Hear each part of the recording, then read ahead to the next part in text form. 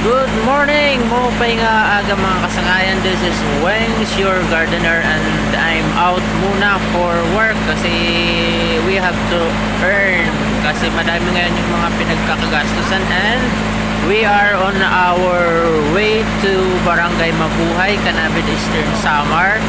And Mabuhay is an upstream barangay dito sa Canavid. We are out for work for the older person, para sa mga senior citizens.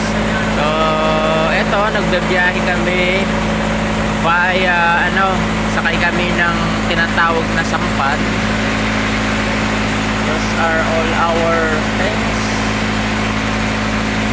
Ito yung ginagamit sa pangunguha ng mga gravel and sand. So, I don't know kung mga ilang oras yung biyahe to Barangay Mabuhay.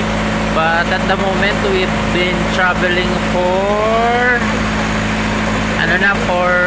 more than 30 minutes because we departed at the port 12:30 and it's already 1 o'clock in the afternoon. So actually nakapunta na ako ng Barangay Mabuhay. Hindi ko lang ma-remember how long will it take us before na makarating kami ng Barangay Mabuhay.